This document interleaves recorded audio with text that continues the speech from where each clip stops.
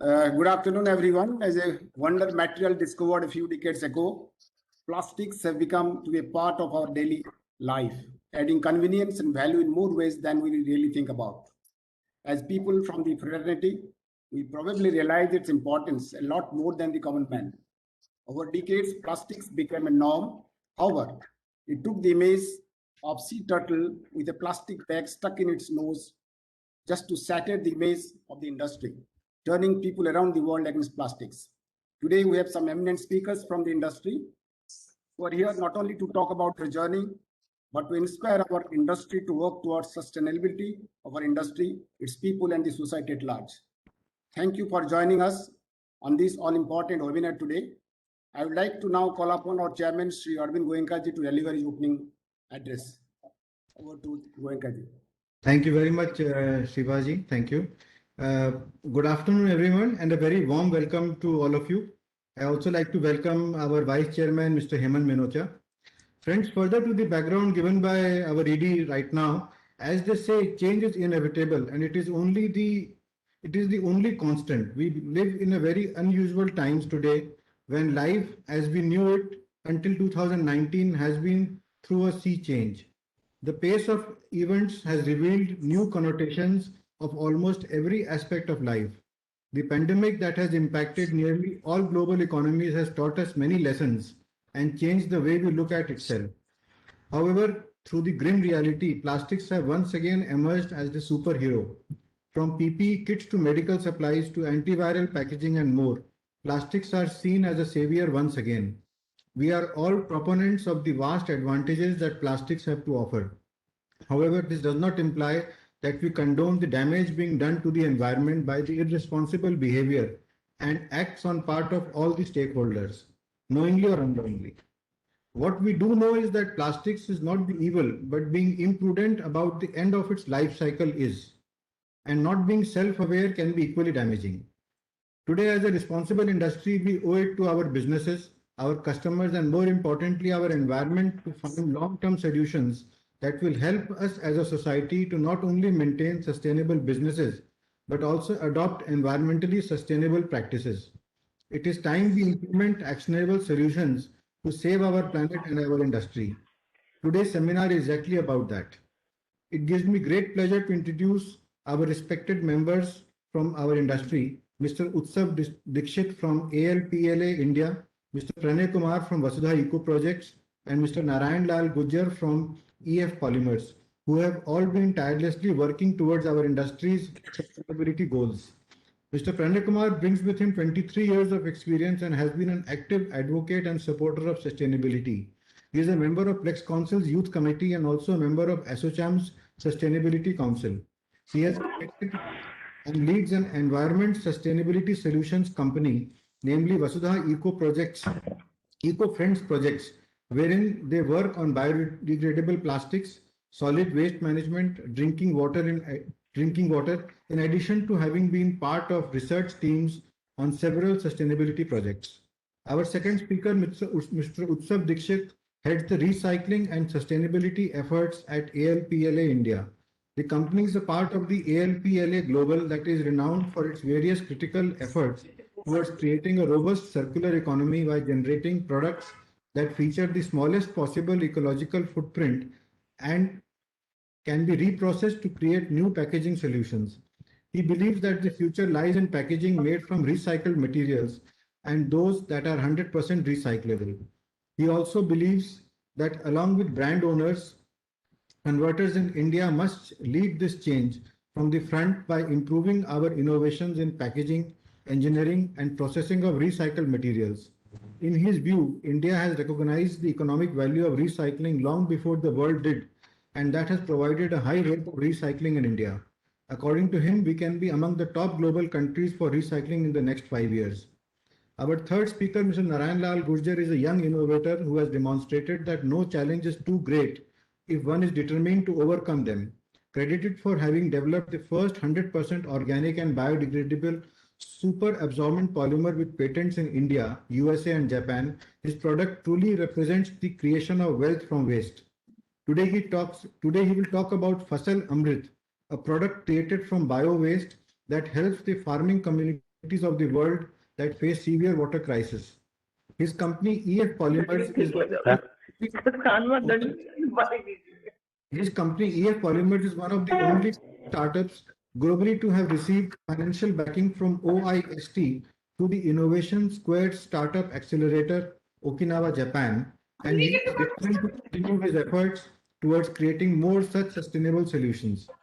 I am sure together the valuable insights and experience that these gentlemen will bring will go a long way in inspiring more members to join the industry's green revolution. Thank you for joining us today. Over to Executive Director Mr. Shribas Dasmahapatra and his team for commencing the webinar. Thank you. Sorry, sir, just a query. Can everybody be muted because we can barely hear you? Sorry about that.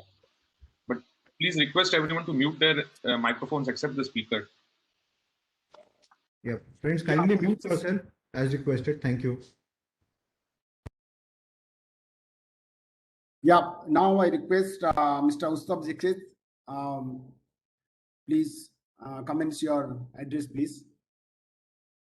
Okay, thank you so much, and good morning and happy Friday to one and all. I would like to first and foremost thank you, Arvind ji, as well as ED, as well as Plex Council for organizing such a fantastic webinar. The turnout in the middle of a Friday, in the middle of a pandemic, for such an appropriate title is fantastic, and I welcome all of you, and I'm excited to be your first speaker. Having 122 folks here, and the topic is extremely relevant towards the pandemic that we are facing, as well as towards the sustainability crisis that we are facing. If you look at Bill Gates's next book, he's saying that the next pandemic is the only thing we can prepare for. And the next pandemic we can prepare for is going to be in the area of climate change itself. So I once again would seriously like to thank you for commencing this and for bringing the right folks. And the title, Making Plastics Fantastic Again, is extremely relevant as well. Just a background before I start sharing. My name is Utsav Dixit. I am part of Alpla India, which is part of Alpla Global. We are a plastics rigid manufacturing, injection molding, blow molding company globally. And what I'd like to do today is walk you through some of the work that we do in sustainability, in plastic recycling, in packaging innovation, how we are thinking both in India and globally about the circular economy. I am, of course, responsible for the entire recycling program in India, as well as strategic sales engagement throughout India, as well as sustainability targets. So to this end, I will now start sharing. I know we have about 15 minutes. So please, I'll take about 10 minutes to quickly walk through some slides, give some background of our company, and then maybe save the last 3 or 4 minutes for questions. And, if you're able to see the screen and if you're able to hear me clearly, just give me a thumbs up, sir, if that's possible. Perfect. It's okay. Perfect. Thank you. So just to give some background on Alpla, 1 second. So Alpla is actually derived from Alpin Plastic. We are a family company, privately owned, started in 1955 in Austria by our founder Alvin Lehner, and now we are a third generation family company, started from the laundry room, and it's now the largest run family company producing packaging solutions, specializing in packaging systems, bottles, closures, and injection molded parts. And now also we are a recycler. We are in 178 production sites, 45 countries, north of 21,000 employees. And these are the markets that we are in. So we make these packaging solutions for beverage, food, milk and dairy, beauty care, home care, oil lubricants, pharmaceuticals, and also crop protection. In India, of course, our family is partnered with Alpla Global. We are doing about 100 million euros of total budget last year. We are in 9 locations. These are our base plants on the bottom right. We have employees, direct employees of 800 and 2,000 plus with contracts. And every day we are targeting and looking at the COVID situation for each of our employees. We believe our employees are part of the extended family. And during the COVID window, we are looking at their safety on an hour by hour, minute by minute basis. We also have in-house operations, which is where we have the manufacturing within the premises of our customers, located in Hosur and Dumduma. And at the left, you have the technologies, EBM, injection molding, ISBM, stretch blow molding, as well as numerous secondary operations for the bottles and caps.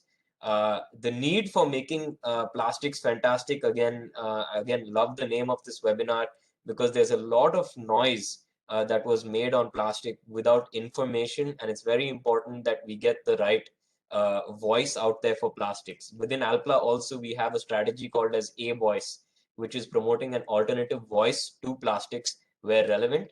And you know, folks are looking for all kinds of quick fix reactions, right? If you look at before Corona in February 2020, everyone, this is Arvindji, you were talking about the response that folks had towards plastic before the pandemic. This is one of my favorite cartoons. This is Rich Williams on Plastic News. And he said, before February, pre-corona, everyone was bashing the guy that's working for plastics. And April 2020, post-corona, they said, plastics, please save our lives. And I thought this was just a funny way to capture this moment. For those that may not know all about plastics, just wanted to educate around what is good plastic and bad plastic, right?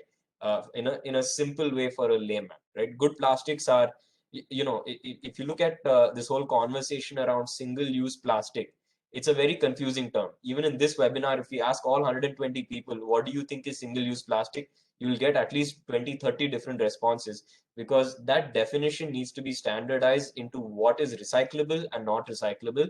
And after that, once you can recycle, it's either single use, it's not single use, right? And stuff that is not recyclable is actually single use. So the good plastics are the ones that are recyclable, monolayer bottles and caps, plastic bags that are greater than 50 microns, anything that's compostable, and of course, all recyclable packaging. The bad stuff is multi-layer laminates, plastic bags less than 50 microns, multi-layer structures, and non-recyclable packaging. And a lot of the quick fix solutions to plastic is, you will hear this often on social media, on all kinds of media. One will say, hey, let's move everything to glass. Well, if you move everything to glass, we've done the life cycle analysis.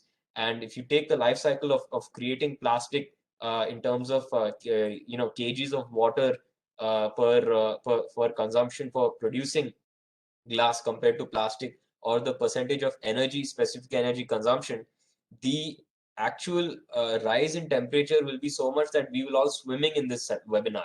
The seas will come into the landlocked areas. So the temperature rise is so unwarranted. If we move all our plastic applications to glass, it's really just an emotional reaction. The same thing happens with paper, right? Imagine if all of our plastic goes to paper. Then you look at a field, and then all the trees that we planted during World Environment Day, they all go away. So it's not a quick fix solution. We have to start looking at life cycle analyses to understand which plastic applications are applicable versus which glass applications are applicable. If you look at our life cycle analyses, glass bottles are less sustainable than PET bottles across all these single use on effective climate change, soil acidification, summer smog, and water use. We've made this easier, but we have, detailed life cycle analysis, which we are happy to share for those that are interested. Same thing on the cartons for beverages, right? If you look at the beverage carton, it's close to PET, but when you use recycled PET or recycled HDPE, it's much better. Of course, in India, the food grade situation is something I'll tap into. In Alpla, we have signed the Ellen MacArthur Foundation, which is the New Plastics Economy Global Commitment. It's a three-pronged commitment. First one is we will take the action to publish yearly 3 packaging solutions to reduce the weight of packaging, and that reduces your CO2 emissions. Second is we produce 100% recyclable packaging by 2025. And for this, we have designed for recycling guidelines in the design process itself to minimize the wastage in the recycling plants. And third is to provide a 25% PCR on average across all our packaging. And to do this, we have earmarked a budget of 50 million euro annually up to this amount to enhance our recycling now as well as in the future. And the strategies for getting to the new plastic economy is in 2 parts. The first part, at the top of your screen, what you're seeing is 30% and 20%. This is for redesign, innovation, and reuse. where we redesign the packaging in a smart way to make them recyclable, to make them less weight, and to use them for smart applications where possible for refill, etc. And the bottom half is recycling with radically improved economics. When you use recycled material, you're reducing your CO2 emissions by up to 90%. So I'll just walk you through the first part. So if you look at fundamental redesign, innovation, and reuse, here are some examples of innovations in terms of packaging that Alpla is involved in for reduction, weight reduction, redesign, and reuse. The top left of your screen is the simple one. This is going to be the replacement of choice for all your refill pouches. Today, the refill pouches, Pakona packs. Yep. Just requesting folks to mute if possible. But if you do have a question, feel free to interrupt.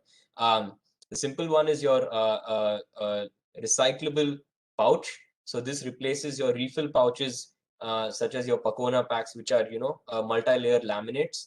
The clear one is the PET version of this. The Boucher is actually developed in India. My father actually had this idea along with the technical center, and they worked on this, and we are bringing this to market this year. It's a replacement for the non-recyclable sachet. The eco bottle is a great replacement for the milk packets today. Those are LLDP pouches. When they get cut and when the way they are used today, they get into the waste stream. They're not fully recyclable compared to the eco bottle. EBM PET is also providing the handle solution. Again, all 100% recyclable. Ultralight ISBM bottle, again, reducing the weight. Unit dose is sustainability from a formulation perspective, where no matter how much you squeeze it, you get only one dose. Deep base, again, is an optimal product evacuation. So at the bottom of it, whatever formulation you have, all of it gets used without wastage. PET for aerosols is going to be another rock star in our opinion. It's going to replace the metal and also reduce the CO2 emissions. And of course, micro shower is a liquid application based on viscosity, so you don't use the silicone rubber, and that's an innovation there itself. Good for home care applications like floor cleaners and things like that. These are just a few. I had a question. Sorry. So you are saying these are 100% recyclable materials, right? So how many heat histories they can sustain? How many heat histories they can sustain? So you are saying that recyclable, how until what degree they can be recycled? I mean, you can recycle them for once, twice, thrice, 4 times. At the end of the day, you have to dispose them off, right? Yeah. So this is a very good question because this is the first thing I thought of when I first took up this role 2 years ago, sir.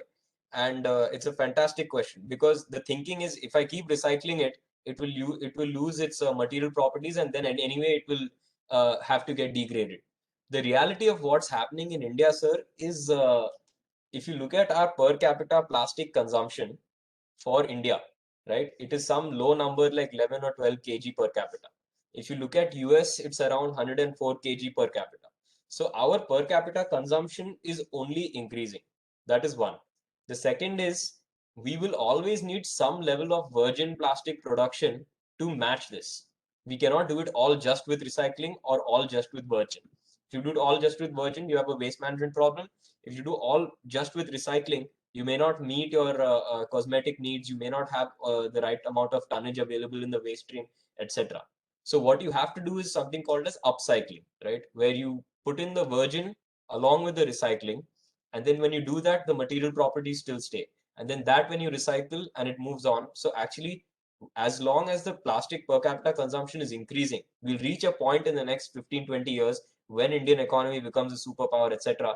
At that point, we'll have to tackle how to use recycling in a smart way. But for now, and use decomposable plastics. But for now, in the next couple decades, my view is that recycling is 100% going to be a good fix for India as long as we continue to mix with virgin at the right areas. With PET on the food grade, we are noticing in Europe, by the way, that 100% PET, even though it goes back to recycling, is still maintaining its strength.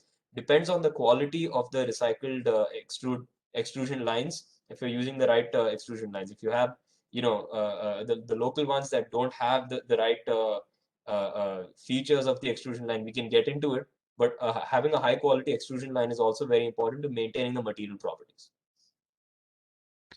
I just wanted to request to the friends here that, this is a very interesting topic today. and we will be having several questions. So if we can just put the questions on the chat box, they can be taken at the end of the session. Otherwise, the session will get extended too much. That's just a request, so please look into it. Thank you. Thank you, Arvindji. Appreciate it. And appreciate the questions. Please bring them in the chat box. It's a fantastic topic and really something we put a lot of energy into. This is just our milestones from a recycling standpoint. So we talked about the packaging innovation, which is the top 50%. The bottom 50% is recycling, right? And these are the milestones that Alpla has been through from recycling. In 1990, we had the first PCR bottle that we created. So this is something we did before it was socially fashionable. These are the widespread locations of our recycling plants. We are not just a creator of plastic bottles and manufacturing of these, but also a recycler as well. And these are our capacities in RPE. We are doing north of 50,000 tons across Spain, Austria, Mexico, as well as a new startup in Thailand for 15,000 tons of RPE at the end of this year. And then for PET, we are doing north of 100,000 tons of plastic recycled PET. In most cases, food grade, but in some cases, for example, in Germany, we're doing non-food grade, but the rest is all food grade rPET flakes. What we have noticed is why we are so bullish on recycling is recycling reduces the CO2 emissions by 90% or 88%, depending on the plant. And these are studies we've taken of kg CO2 per kg of rPET or per kg of virgin PET for the different plants. So these are some best recycling practices at Alpla, where we are going up to 100% rPET for example, at the top left, you're seeing a home care application. Forstlower is a water, both sparkling water and still water, as well as if you look at HDPE at the top right, we're doing 70% up to 100% for Unilever and for Werner and Mates. Pepsi also 100% rPET solutions, L'Oreal as well. Even in food grade, we're using 40% rHDPE at an in-house plant where we're using, it's called as closed loop recycling. So the milk bottles that go out, they are collected through the reverse logistics supply chain. Those go to the in-house plant, which is inside the milk production facility. The bottle is made there with 40% RPE, and only then can you call it as food grade, and that is put into milk in UK. So this is definitely possible and needs to come to India soon. These are all the various ways in which we can make plastics fantastic again. If I go into the details, the whole webinar will be taken, sir. So I'll just give an overview. If you look at the left, it's designed for recycling. If you look at the top, you do recycling with design for recycling, and then these are the results you get. You can also have plastic reuse applications. For example, the Coca-Cola returnable bottles or the GDB collaboration here at the reuse. You can also have bio-based materials, for example, plant bottle, and also at the bottom right of your screen, if you look at the home compostable coffee capsules, those are injection molded, made from sunflower husk in the injection molded part. So that also, and by the way, India has a lot of sunflower husk. So this is something for us to look into. And then, of course, there's lightweighting and energy optimization. So for lightweighting, we have the reduce option, simple one, clear one, also foam bottle, and then the energy optimization. Reduction of CO2, renewable energy, efficient equipment. The other thing we are doing as a business process, it's not highlighted here, is integrated manufacturing, which means you manufacture your bottle cap, then you make the formulation, blow it, fill it up, all within one unit. This has carbon emission savings from transport, which are through the roof. And we think this is going to be the future of contract manufacturing. In India, of course, we all know that PCR is not permitted in food contact applications. India has north of 7,500 plus recycling units, but 4,000 of them are unorganized. The PET collection rates are very high. They're going to the fabric industry, but polyolefins, of course, is majorly downcycled. We need to upcycle with the right recyclers in place, the right equipment. If you look at the plastic waste management process, these are all the collectors, converters, end consumers, recyclers, brand owners, and the market only when all of them play a role together will we actually achieve our goals. The issue for us on the collection side is ethical collection, making sure there's no child labor, making sure we meet SMITA 6 compliant and illegal colonies that we need to formalize. And this is the issue on the collection side. We need to fix this in a smart way that empowers our waste pickers, and that is one of the key to making plastic fantastic again. Same thing with sorting, which is the next step after collection, and then processing as well. So once you have all the steps of recycling through, for example, on the collection, sorting, and processing side, these are some of the companies that are using the best practices to make recycling happen, to make plastics fantastic again. And we are working with many of these India region suppliers, either in a trial stage or in a commercial production. And we are a strong part of the recycling community.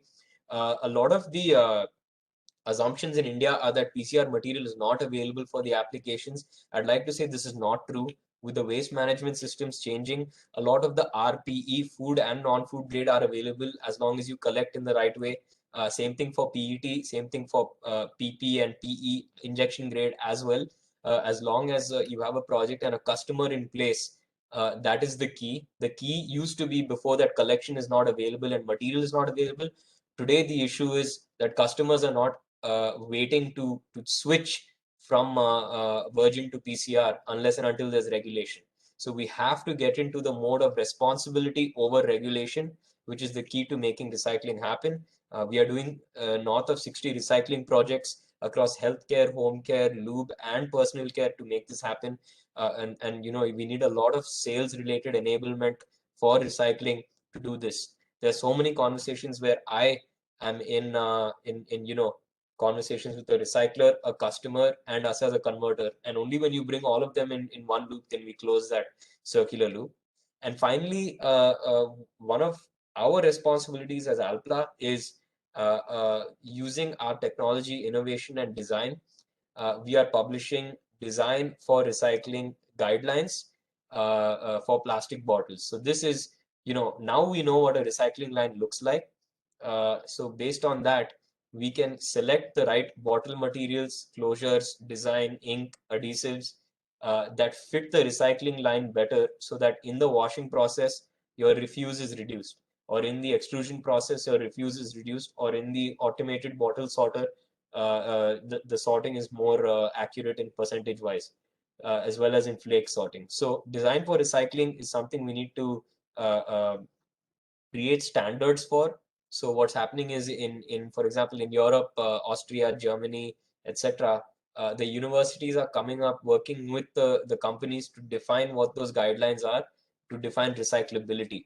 And we are sure that this will come to India regulation wise at some point, looking at what has happened in the West. So we need to start thinking about what are India's design for recycling guidelines, and how do we define recyclability given our plastic waste structure. So with that, I just want to say thank you for I must have gone 5 minutes over. I apologize, but really cherish the opportunity. I'll stop sharing now, and maybe we can end with a couple of questions. I think there is a lot of questions, Mr. Dixit. Probably we'll take it up at the last. We'll at least allow other speakers to speak and finish within the timeline. Is that okay with you? Okay. Yeah, totally fine. I just want to say thank you, Sribas ji, Arvind ji, for Plex Council. We've recently struck this partnership, but very excited to take it forward and do the right introductions to make the right awareness happen for plastics. So appreciate it once again. Thank you. Thank you very much for your insightful talk. Really, we'll appreciate, and we'll definitely be in touch. Okay. Yeah, now I request Mr. Pranay Kumar to talk on the future of plastics and sustainability trends. Mr. Pranay ji, please. Yeah, thank you, Mr. Sribas and Mr. Arvind, and namaskar everyone. I would straight away go into the presentation because I have 12 minutes. I have been said that. I'll go through sustainability and eco footprint. Can the support please share the presentation?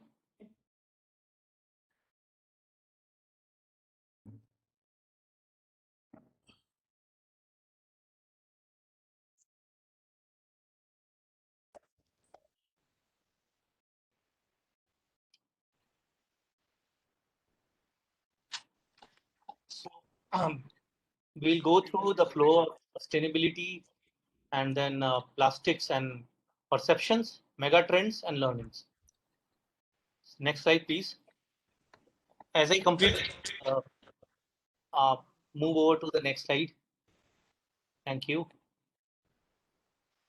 So when I'm a first generation entrepreneur and an electrical engineer. So I'm basically never had an experience with plastics until I delved into it and started with, when I saw the plastic waste 15 years ago, 16 years ago. So I was in the mood of creating an NGO for plastic recycling and all that.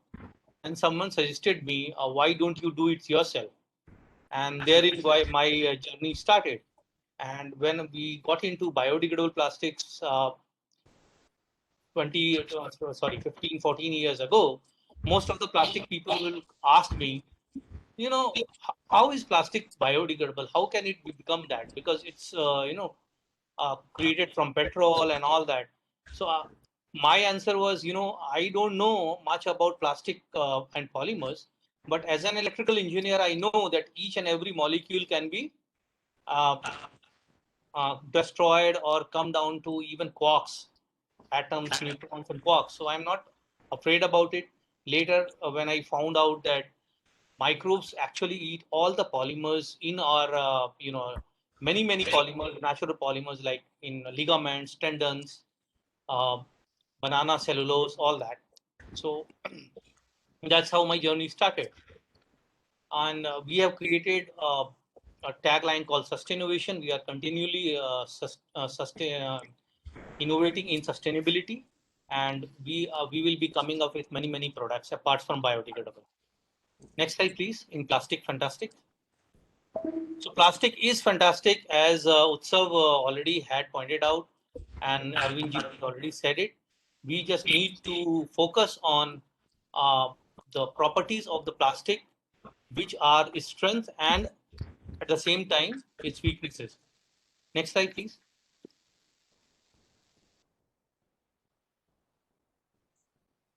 So when we are talking about the eco footprint of plastics, we, as Utsav has already pointed about glass and paper, I would specifically like to point out that paper or recycled paper is the most uneco-friendly raw material on earth, because it is always using trees or cut trees, and lots of energy and water is being used, and that too is being polluted. So paper, of course, which is being sold as an eco-friendly alternative to plastic, is not at all eco-friendly. And as you can see, a glass, I've already been told the transportation cost is high. 8% of the glass material mostly break during storage, transportation, and even during production. Solid waste management is basically the larger framework under which plastic waste management can be worked into. But the main challenge here is segregation at the individual level, especially if we are talking about domestic waste. And that is the greatest challenge in solid waste management and plastic waste management. So if we look at the next slide, please.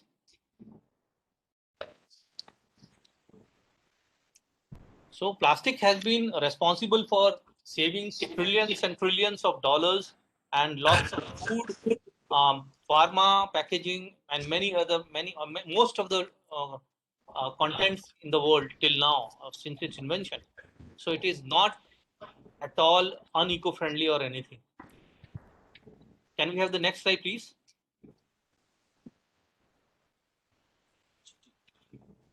Yeah. So if we are looking at jute versus plastic also, energy savings is around 81%, and in jute, if you go back to the LCA method, jute consumes a lot of water during its growth. If you look at the jute versus plastic bag, CO2 emission is also very high. If you look at 11,107, and plastic is hardly emitting any carbon dioxide as compared to jute. So why are we being plastic is made a villain? Because of certain misconceptions about the plastics, perception of the plastic, health and safety, toxicity, biodegradability, disposal and management. These are the basically 4 points under which plastic is being scanned. If you look at all the polymers available, PE, PET, PP, PS, all these are approved for safety. And when this pharma packaging for glass bottle was being approved instead of the plastic, we had read that under US FDA, PET was basically the safest material on earth in terms of packaging of pharma, liquid pharma. But Director General of the Drug Control anyways banned it. If we look at the toxicity issue, as I said, everything is clear and fine. BIS, USFDA approved. Emission is very, very less, and it is not injurious to health at all. In terms of biodegradability, there are still many confusion and too much perception issues in plastic. So people feel that plastics are not biodegradable. There is a confusion between the terms compostable and biodegradable. And even on a banana peel or an orange peel takes 1 to 2 years to really biodegrade in open, which is aerobic biodegradation. So we have made the biodegradable under aerobic and anaerobic conditions, and it is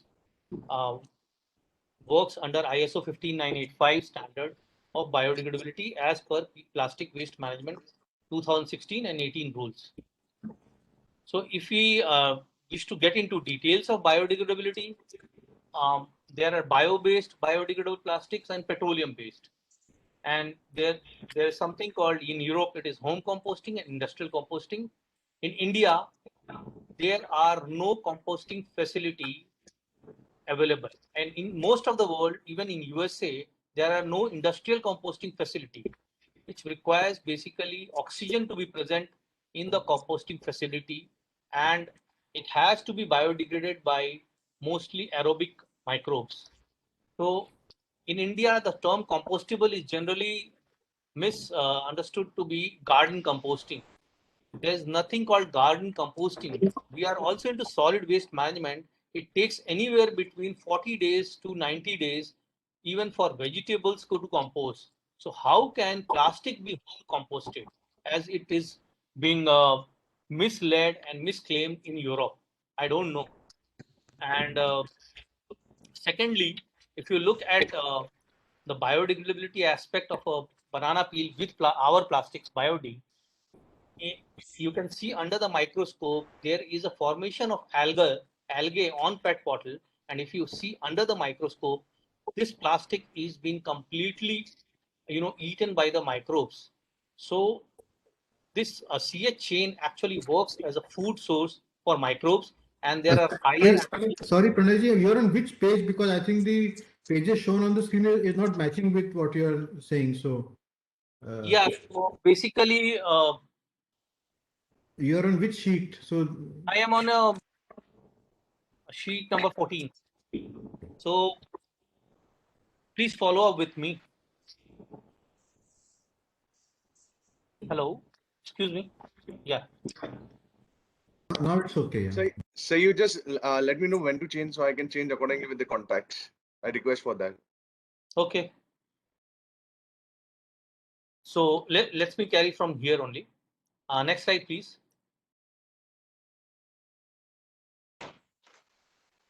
Next slide, please. So if you can see on this particular surface, plastic surface, there is algal formation, green formation. Please go to the previous slide.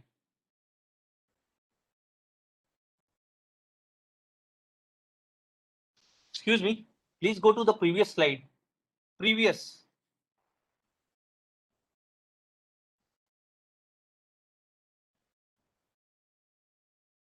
So Previous this one? No, previous. Yeah, this one. So we can see that algae is being formed on the surface of the biodegraded plastic, which also means that higher animal form has started growing on the plastics, and which is a good sign because that also means that microbes are not producing any kind of toxic material, byproduct or material due to biodegradation of plastics. Next slide, please. So we tested it for OECD 207 and 208 on seedlings and soil. Next slide, please. Here you can see. About the biodegradability. Excuse me, you talked about and the limitations, it takes concept together. Now, this concept which has been Can I initiated. come back to you after the presentation? Okay. Yeah. Slide 16, Mr. Kronal. Go to slide number 16.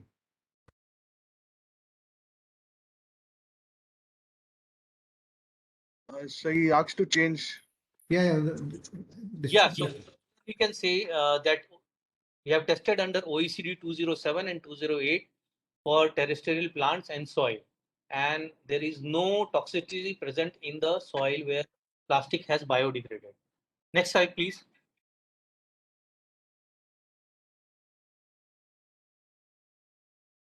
So we see there are lots of claims and myths, and there are reality.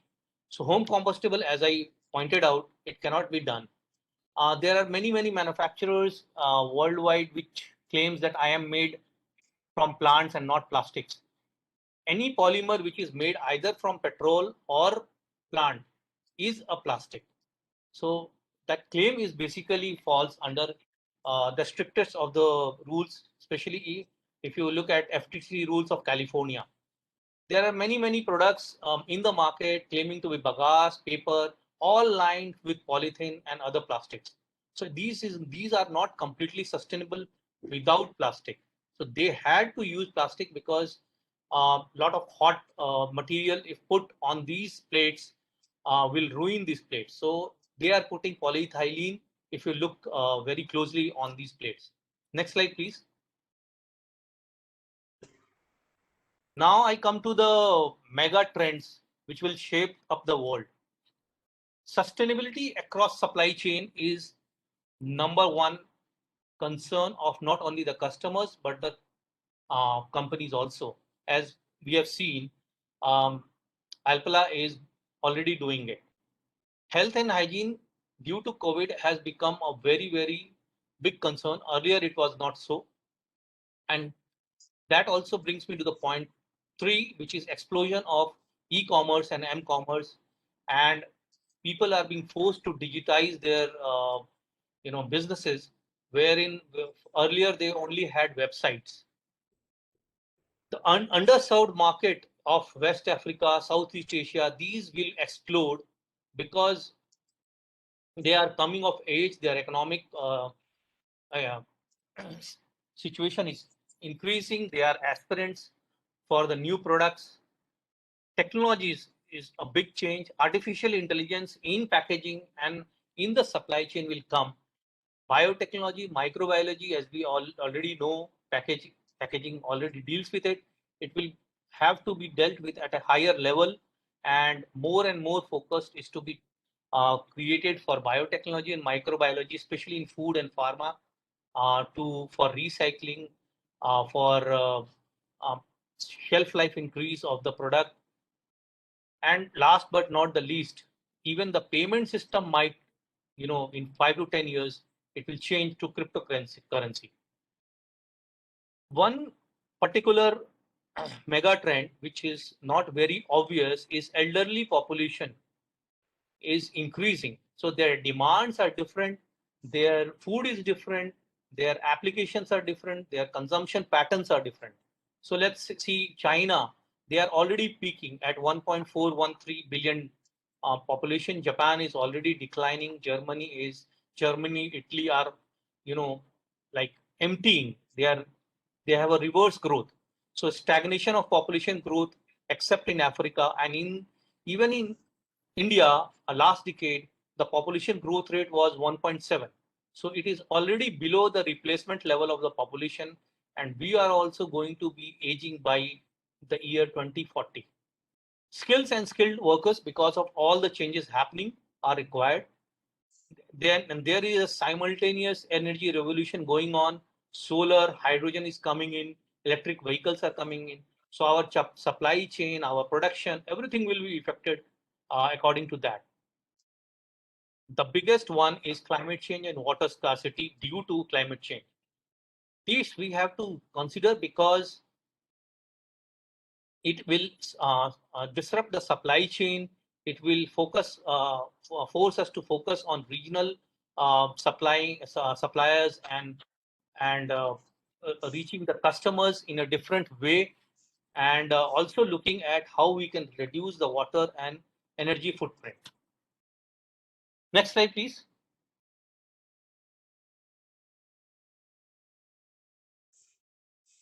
Next slide, please.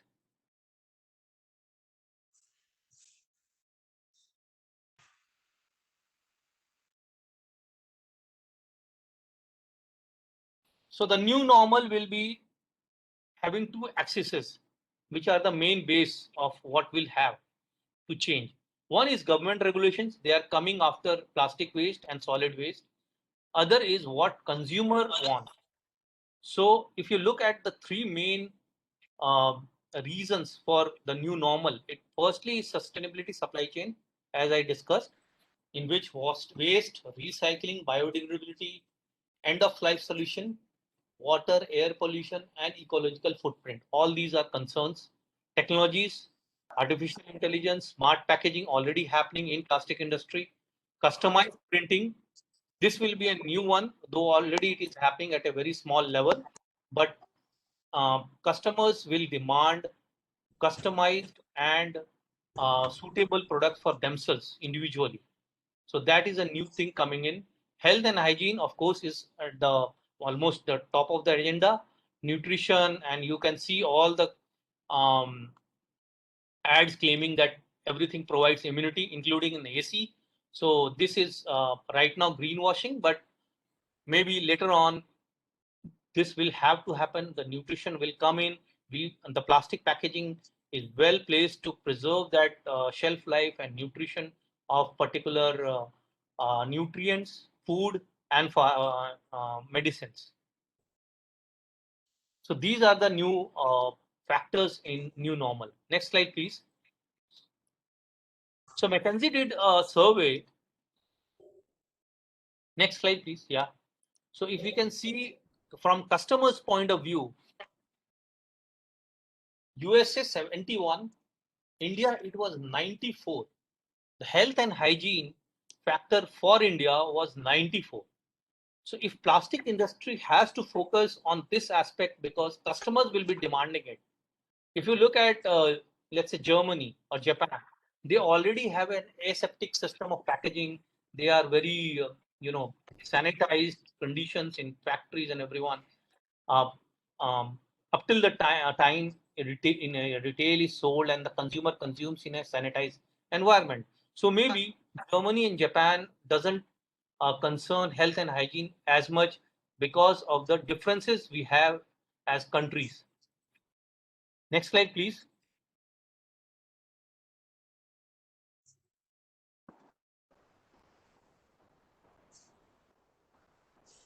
So if we look at the customer viewpoint from environmental viewpoint, and these were asked by McKinsey.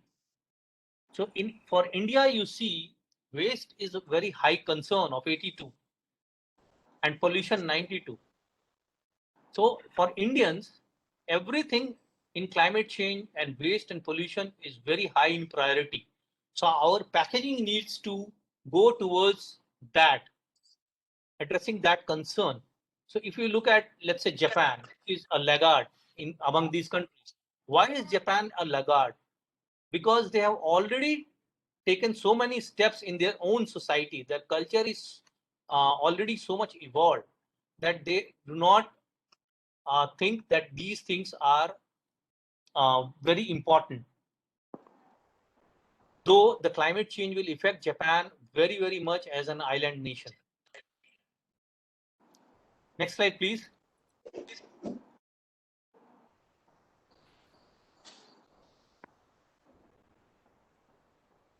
So if you look at the customer's point of view, there is a lot of disagreement amongst what is, eco-friendly or what is not. But there are certain agreement on what is not sustainable. And you can see recycling and biodegradable or compostable plastics, as they say, are top on agenda.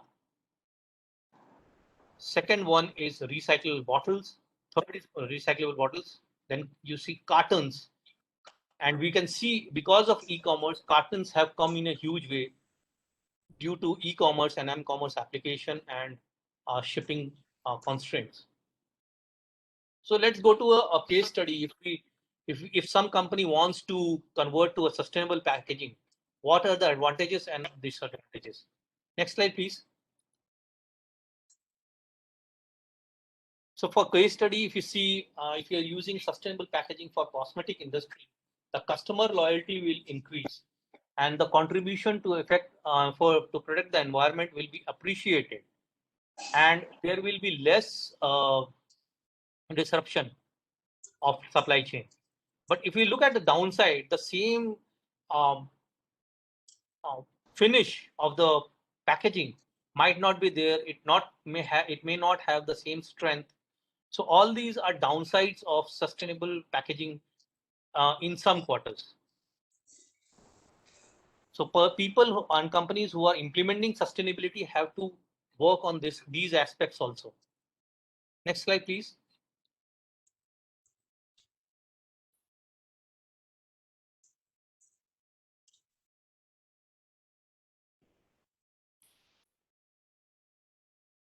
So I come to the last part, learnings. So what we see is consumers are more interested in recyclable and recycled plastic and fiber-based packaging.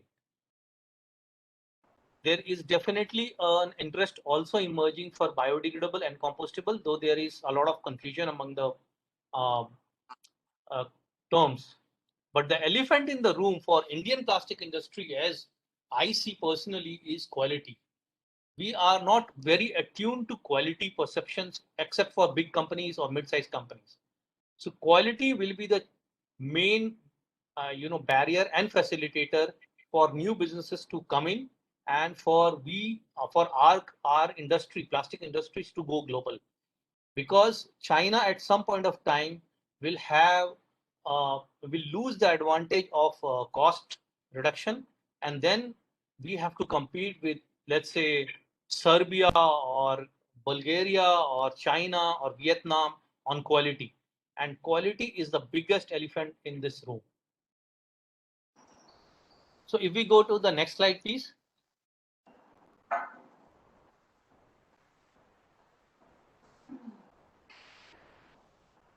So many people think that going sustainable will actually increase the cost. In some cases, it might be true, but if you look at the long-term and overall consequences, there is a cost reduction and maybe even a profit increase. People might not be able to increase the, increase the profit right away, but the willingness to pay for sustainable packaging, especially for the newer generation of India, is very, very high.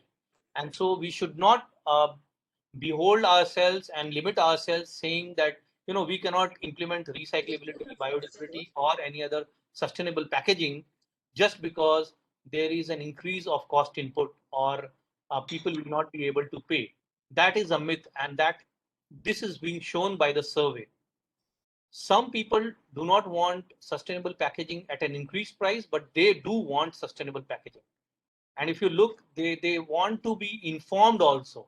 So if they are available in stores, are there more products in sustainable packaging or better labeled so that their awareness is increased? And that's the interesting point, because price is not everything. They are more attuned towards sustainable choices these days, especially the new breed of consumers coming in. Next slide, please. You go back and use it.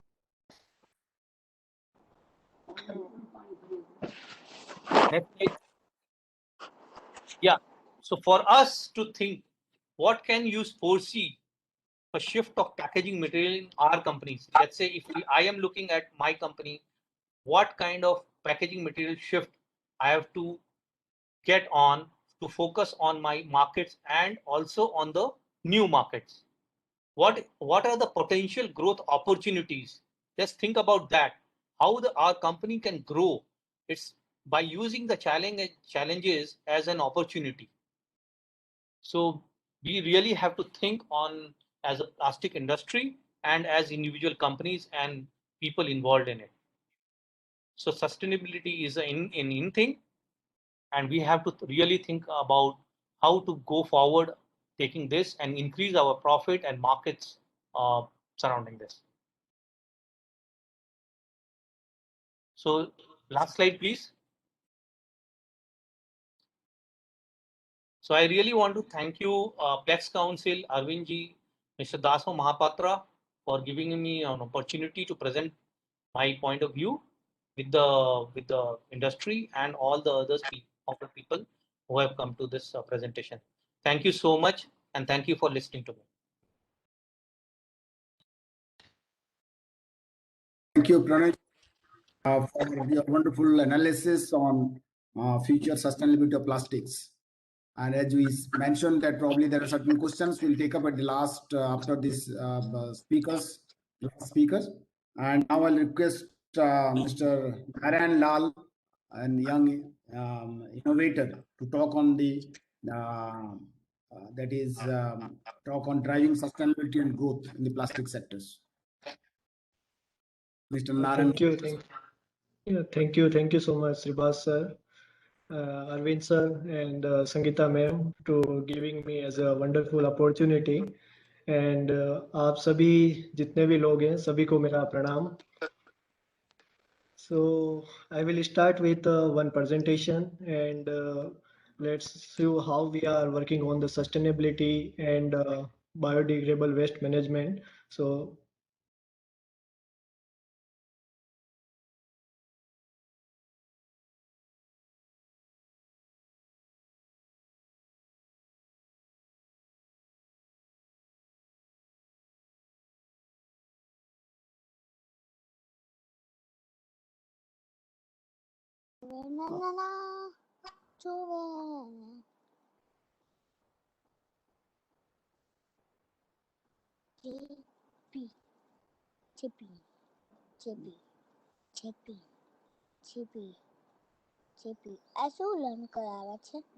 I request to kindly mute the mic, whoever mic is on. are you able to see my screen? Presentation?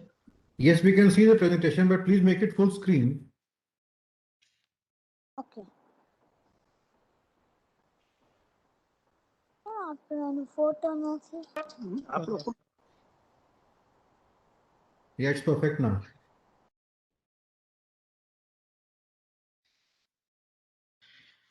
Yeah, so EF Polymer Private Limited is basically a small startup who are working to solve two problems. Like first, water problem, and another is bio-waste management. So we start with how we see. So this story start with our family. We are from Rajasthan, and in Rajasthan, mostly time we see the water is serious problem. And due to this low ability of water, like many time our crop is also dry, or maybe the yield, or like many time our field is open without any crop or nothing. So this problem faced by my father also. And during that time when I'm in high school, they suggested me to work on this problem. So then we started on this how we can solve this problem. So we started on this problem. In this problem we are trying to solve, we utilize like bio waste. So if we see like many country now generating like 100 million to 200 million ton of bio waste, and they are only able to recycle maybe 30 to 40%. Rest of this bio waste we just use as a landfill, or just we can use as a for the burning. So this creates a serious environment problem. So we utilize like this bio-waste to convert into the organic water retention polymer. So we start research on this, and then we converted this polymer into this sustainable organic water retention polymer. And if you see here, like this polymer is in a powder form, and this have a property to absorb 100 times of water inside this. And also this contained some micronutrient which we are adding from the bio waste. And when we add inside the soil, this increase the water absorption capacity as well as retention of the soil moisture. So by adding this polymer, farmer can save like 40% of water, and this can also absorb the nutrition inside the soil. So farmer can save like 20% of fertilizer, and this increase the 30% of more yield. And also this can increase the 50% of more income for the farmer who are facing the water problem. So the our product name is like a Fasal Amrit, means the elixir for crop. So the many farmer, there is no water there, if they can use this product, they can save their crop. So if you see the graph, this we did a piloting in most drought affected area in India, like Bundelkhand in Rajasthan. So where the polymer is used in this area, there the water retention and moisture is higher as compared to where the polymer is not used. So only in two irrigation farmer are able to grow their crop. And here you can see the visible like demonstration, like the farmer who has like no water, their crop is dry during the not water available or not irrigation available. But wherever polymer use, there the growth and yield is increased around 20 to 30%. So how our innovation or how is our product is unique to other market available chemical products. So this is made from the bio waste, like organic bio waste, this kind of, and this is 100% biodegradable and organic, and also the cost is cheaper than market available product. So currently if we see about the total available market in the global, in India only like around $13.1 billion, and currently we are targeting around 809 million US dollar market for this product. And this polymer also, like farmer for 1 acre they need to require like 5 kilogram they need to use for the farm. So how we can, this is our sustainable business model, like first we collect the raw material, and then we can utilize this raw material to fruit waste juice shops and fruit waste companies. Then we develop into this biodegradable polymer, and then we can market this polymer to the farmer, local food organization, and then we sell to this product. So we started this sold around like 1.7 ton of product, and we piloted this product in 300 acre of in India and also in Japan.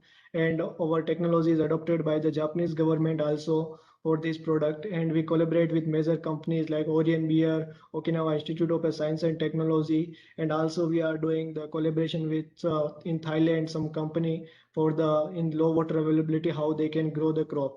And in the last 6 months we recycle around like 30,000 kilogram of bio waste and develop this product from this bio waste. So this is also one unique advantage to how we can recycle this waste and convert into something sustainable which help to the solve the water problem.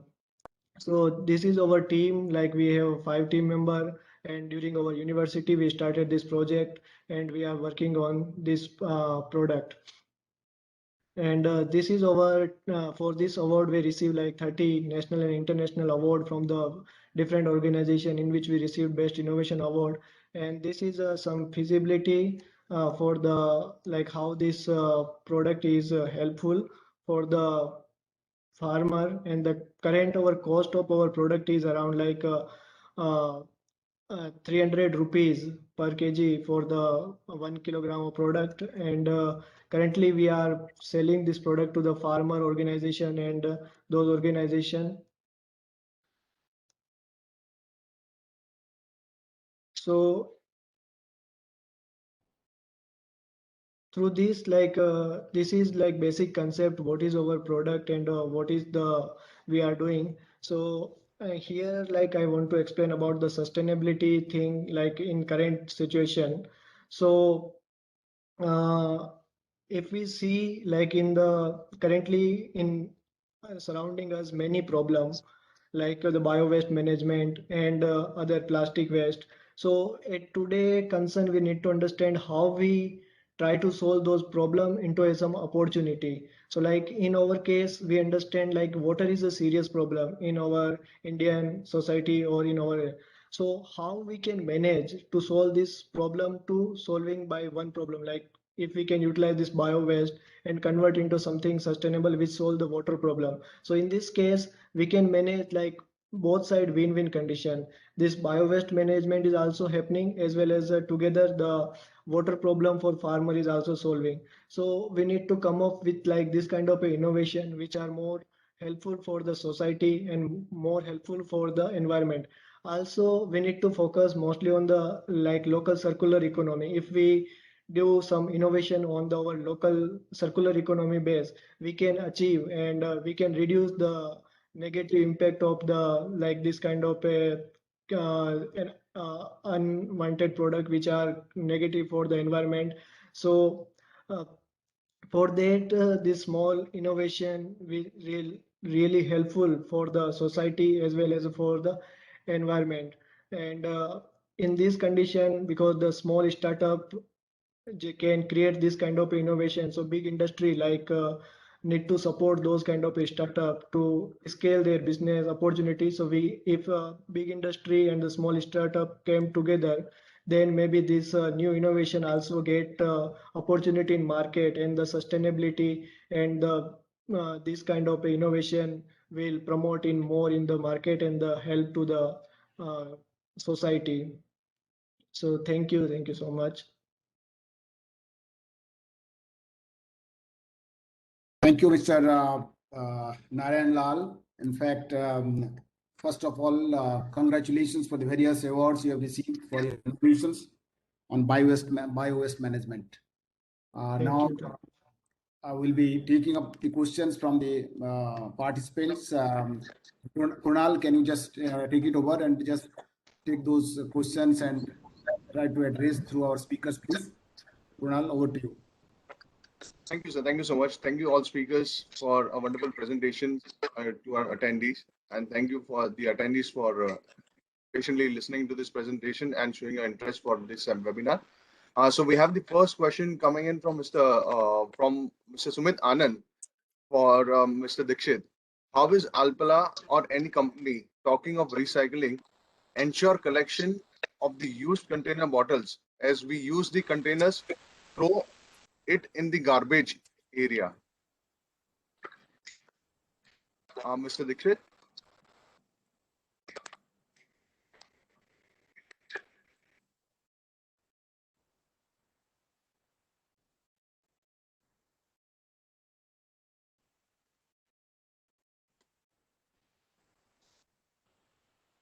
I guess he's disconnected. We'll just shortly get him on board once again. In the meantime, I'll take questions from Mr. Pranay. Yes, please.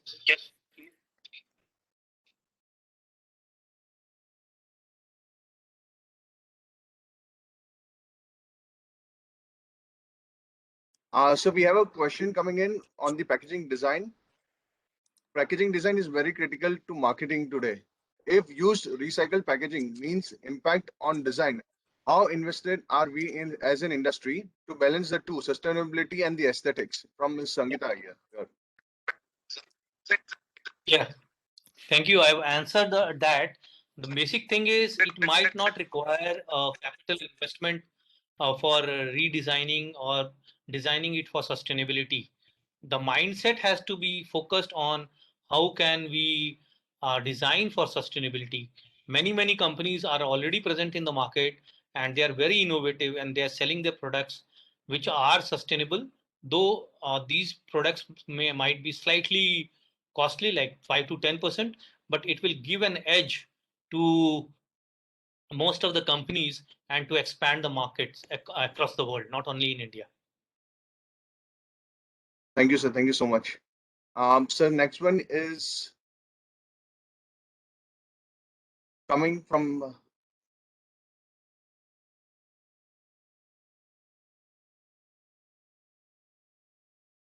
So we have next one. Thank you.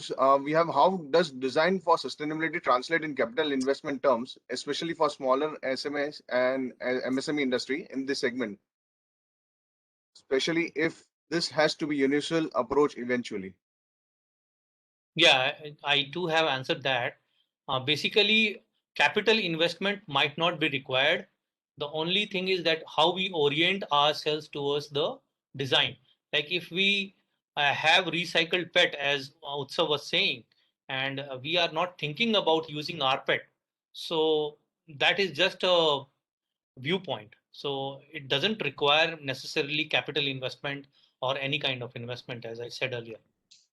Okay. This one is basically an open one from Mr. Akshay Shah. He's asking, is oxo biodegradable plastic allowed in India? And if yes, where should I go for testing at CPET? Because CPET is denying it.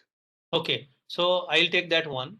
Oxo-degradable, however you may call, is basically a very misleading term. It is a type of plastic mostly made in UK, and these are photodegradable. That means it will disintegrate in presence of sunlight, and that is it. It will not biodegrade, or as said, it cannot be consumed by microbes, which is essentially means biodegradable. Great, So sir, great.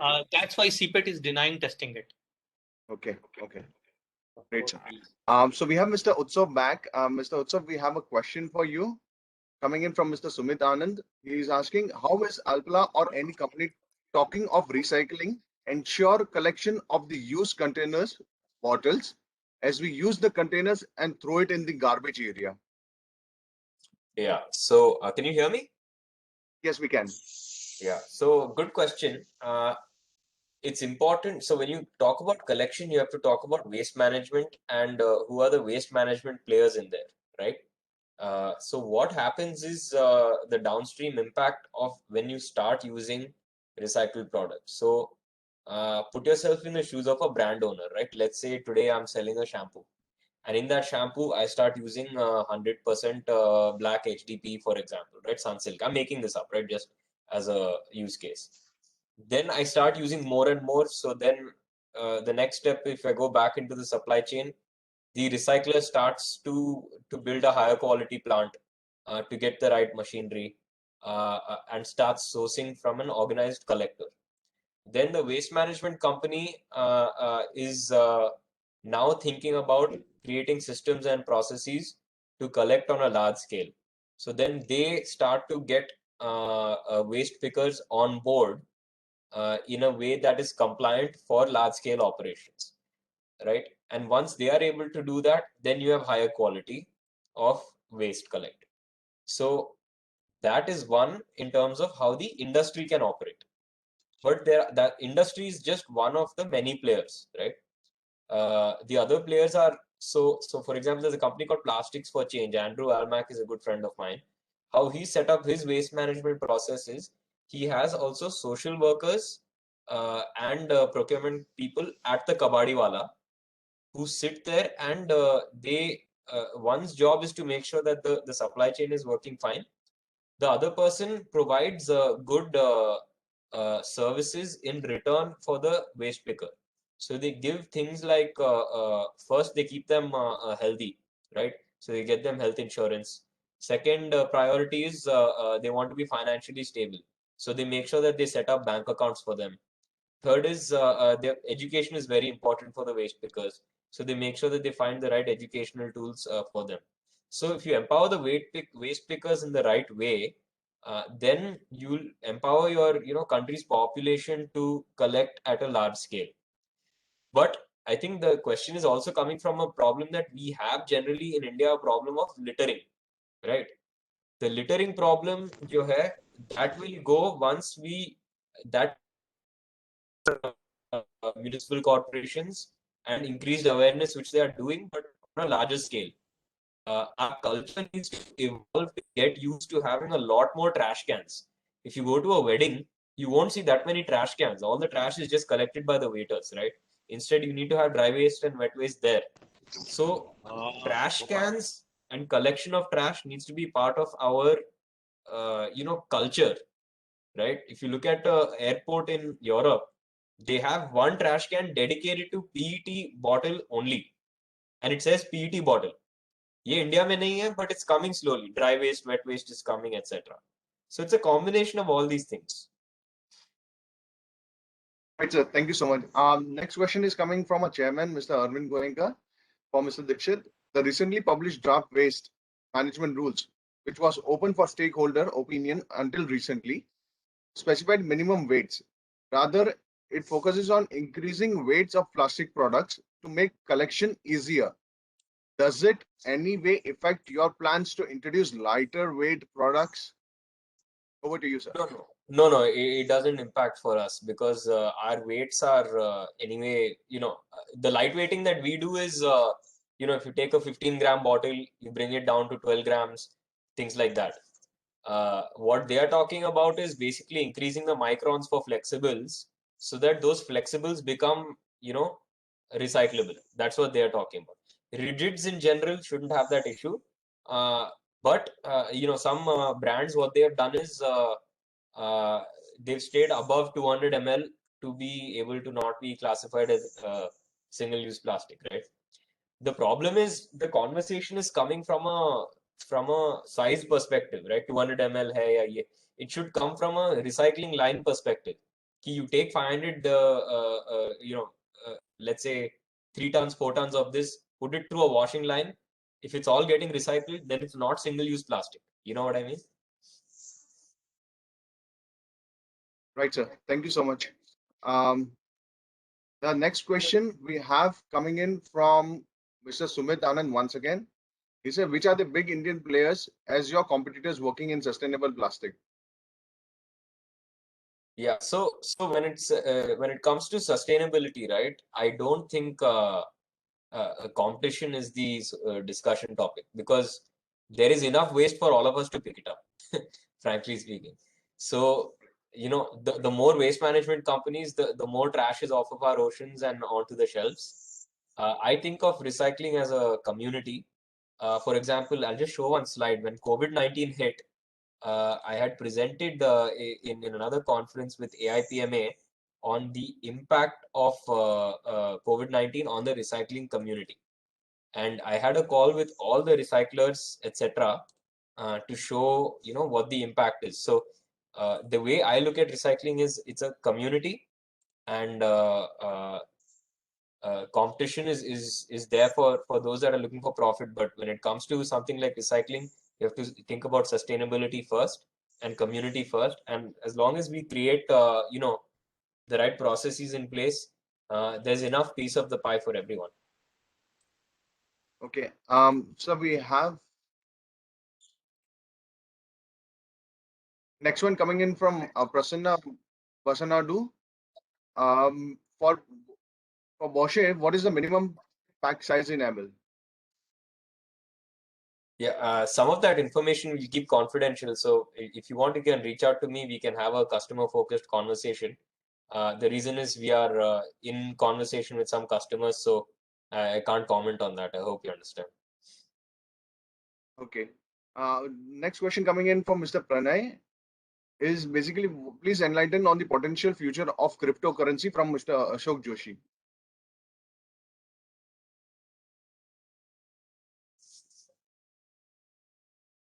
Yeah, I think that will take another seminar to do that.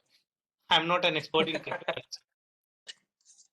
Okay, I will add though, not cryptocurrency, but the underlying blockchain technology can be a tool for transparency in the collection system.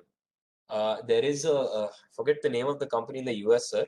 वहाँ पे क्या होता है? Basically, as you get, let's say if you get a collector, a waste picker, an auditor, and a converter, right, or a recycler. If you get all 4 to sign off on a certain process, then your compliance is much better because on an open ledger you're showing to the public that this waste picker had picked this up without showing the name of the waste picker. So you have transparency through the blockchain. I don't know if that is applicable yet or no. It's still a study I need to do, but that's the area in which you can apply blockchain, which is collection. Okay. We have raised hand from Mr. Vijay Kumar and Ms. Bharti Barve. So, Mr. Vijay Kumar, can I have for the Yeah, question, please? my question is to that innovation on using the biodegradable in the soil for increasing the moisture contents. I think some slides were fast moved. Per acre, there was one slide where it has shown what is the quantity to be used. If that slides can be shared, it will give some picture to the farmers. What is the quantity to be used and what is the financial burden on a farmer and how much he's going to save. I think some 2-3 slides were fast moved after the award in his presentation. I just wanted to see those slides. Whose Narayan, presentation Mr. is this for, sir? Mr. Narayan, Mr. Narayan. Mr. Narayan. Okay. Yes, thank you, sir, for question. Sorry, due to this some technical error, the slide is passed very fast. So, like for 1 acre, the basically require a 5 kilogram of this product. And if we see about the cost benefit for the farmer, generally, like the first thing, if farmer have like only 2 irrigation of water, and a crop require like mostly 4 irrigation. So in this case, if he is giving only 2 irrigation to his farm, so the moisture due to the moisture stress, the yield will be reduced around 30% to 40%. This is like many research data and many agriculture department assume this. If the moisture stress is coming in the any crop during the time when the crop is ripening or the when the seed is forming in the crop, so that time the yield will be around reduce around 30 to 40% if the moisture stress is coming. But if farmer are using this polymer, like in 1 acre 5 kilograms, so is around if we see around 1,700 rupees for 1 acre is required. And in term of income, the price he can increase like 10% of income or profit he can get by using this polymer. Okay, thank you, Narayan. Just my one suggestion to you. I would request you to approach the Andhra government because in Andhra, the Rayalaseema belt is in dire need of this type of polymers because there the water content levels are very, very low. So if you can present your papers to the Andhra government, they are very proactive with the farmers' problems. I think it will give a lot of benefit to the farmers in that Rayalaseema sector of the Andhra Pradesh. My request to you to approach the Andhra government. Sure, sir. Thank you so much. Thank you so much, Mr. Narayan. We have raised hand from Mr. Bipin Shah. Mr. Shah, if you can just give this question.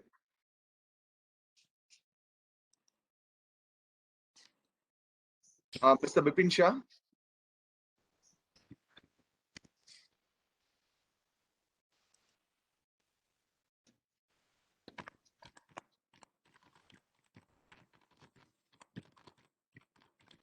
Mr. Bipin Shah. I guess there's some network issue at his end. So we have reached to all and address all the questions over here. We will be sharing the presentations with you to all the participants shortly.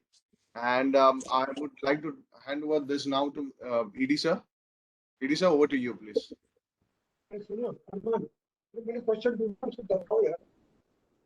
I want to ask. So you're on mute. Unmute. Hello. Hello. Yeah, please go ahead, Mr. Ratra. Please speak. Yeah, Mr. Ratra, please. Can you give me a few minutes? Can I have a few minutes? Yeah, please go ahead. Hello. Yes, sir, please. Thank you very much. Thank you very much. I have heard the speakers and the theme of the webinar very much and the subjects we took. I feel the fantastic again plastics. It should the very good work done by the plastic industry should be projected to the common man. Because what is happening, the damage being done, misinformation being circulated by the activists all over the world. In India, you may be aware of the so-called Supreme Court cases. I have been party to that, and where even the judges and the courts are impressed by the activists. They give them opportunity, and the reports are published. They are also dominated by the part of it long ago. So they are all dominated by the activists. They take care of it. That is the pity part of it. The good work done by the industry doesn't get projected in public. Being dominated in the ministry as well as in the courts, get damaged. A common man on the street says, plastic is kharab hai, plastic cancer karta hai, plastic endocrine ke karta hai. Kya jawab denge? Butterfly, give it. Butterfly. And the NGT case. And the Constitutional Committee, there is a group of NGOs, even the petitioners who had filed the case, which is repeated for the last 30 years. Same thing, same plastic, same bottle, repeating. The industry has to spend so much money.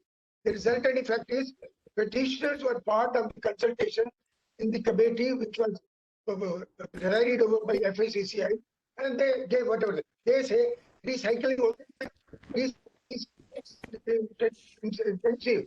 अब बताइए recycling तो हमारे country में होता है, इतना होता है कि we are the leader international that we are the leaders. But there in the committee report they say plastic recycling cost saving होता ही नहीं हमारे, and the activists say कुछ नहीं है. And the third part is and the Independence Environment Day 2018, the big announcement was made single plastic. What is single use of plastic? Who designed that? Activist designed, sitting in the environment ministry. And the person who went to the assembly, UNF assembly, March 2019, you know what he said? Plastic 7% होता है. अब बताइए 7% plastic को लेके चला गया और यहाँ में फेज आउट होना चाहिए. Who's checking all this? Industry में आप फ्लेक्स का AIPA में कभी उनको चेक करिए, गलत इंफॉर्मेशन हो रही है. Even in the MOEF and the CPCB, even in the plastic waste management rules अभी तो रिवाइज होके आ रहे हैं, उसी में भी गड़बड़ करने के लिए activist are there. Please check activists, check. And the said very good. He gave good and bad plastic. Please don't say bad. Don't say bad plastic. Follow that. Then collection and segregation. उन्होंने बताया India में तो rag pickers are there. It's a big industry. So big industry rag pickers. There are a lot of well, recycling industry is existing. Standardization regulation you studied very rightly, and I think you may be aware of this. Original background paper, which was part of the Environment Ministry, 91 to 96. Task force was constituted, and the task force recommendations were there about plastic. The BIS formulated guidelines, IS 14534, IS 14535 guidelines. Yes, it was thought out. This is the 94 paper, which was very clearly done. Good work has been done. It should be projected. Petitioners go to the court, misguide the court, and ask the industry to file and money on advocates, and money, and then the recommendations have been part of one case in 2000. You know, it was last moment the judgment was manipulated, and I challenged the judge, why you manipulated? You know what he said me? अरे भाई chief minister state का दिल्ली का, she was the secretary environment who was part of the committee. He was under pressure of the chief minister. तो हमें वो जो करना पड़ा, तो आपने कहा सब ठीक था, उसको हमने मैनिपुलेट. अरे बाबा गलती हो रही. Things are going out.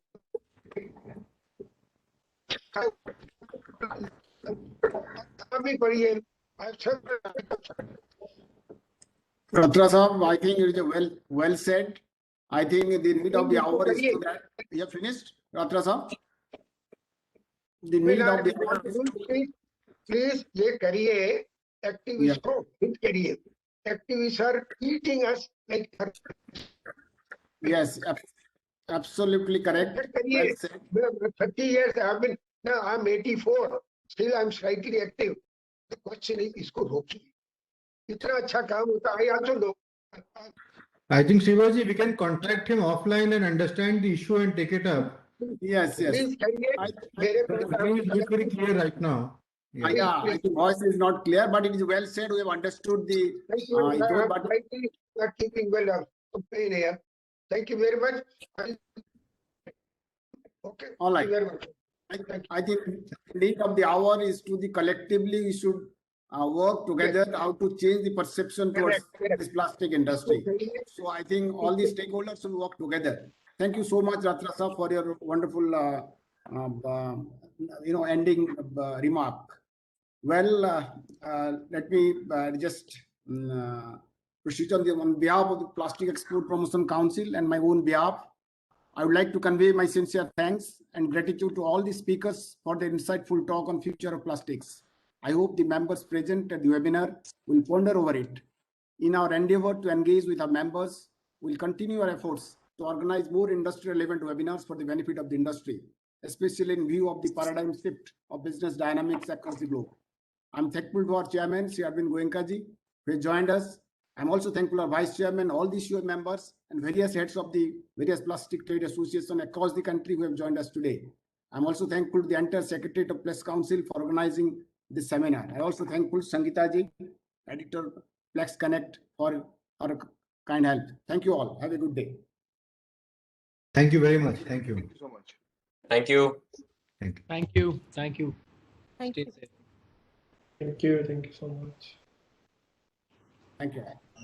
Thank you, everyone.